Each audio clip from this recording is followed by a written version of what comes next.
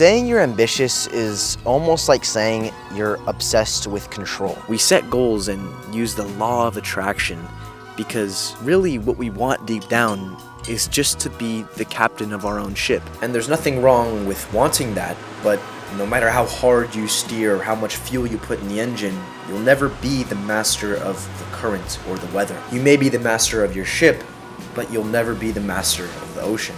My whole life, I've always been so attracted to doing well, to succeeding in whatever it was, whether it was school, or running, or self-improvement, or YouTube, because I felt like I had control over these worlds, that if I did what I was supposed to, everything would work out. If I ran hard enough, I would get faster. If I studied and did all my assignments, I would get good grades. And if I read books and meditated, my life would improve. But while I can't control myself, I can only influence everything around me. And even though we know that, we still want to play God. It's not like we just want success. We crave security, direction, certainty. In other words, we crave control over our future. We want to shape our own destiny. But as they say, we make plans and God laughs. I'm not saying that you shouldn't set goals or look to the future, but you shouldn't expect for any outcomes to happen. This is why people shit on manifestation all the time. It's because despite what this guy thinks, sitting in your room rubbing your temples is not going to make $1 million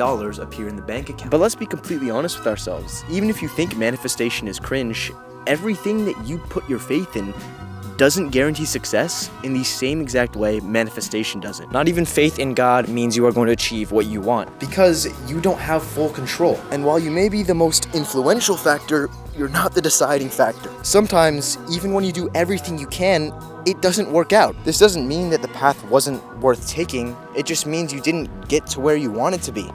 And that's okay. We constantly chase a level of control that we cannot have and put a ton of pressure on ourselves because of it.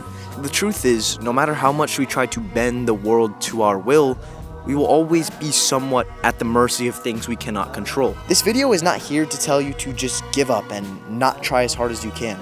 I encourage you to give everything your all. I want you to shoot your shot because you don't get another one. But at the same time, I encourage acceptance. Acceptance over the fact that outcomes are not fully in your control. In the pursuit of total control, you just end up lost and confused. Surrendering control is freeing. I'm still going to try as hard as I can, but if I shoot my shot and miss, there's nothing I can do about it.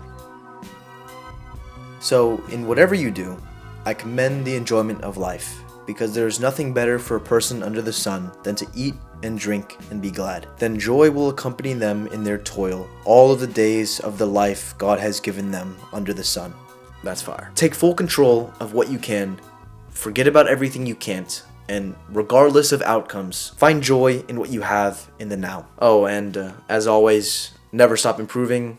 You'll be grateful for it later. You're dribbling around. You take a step back for a game.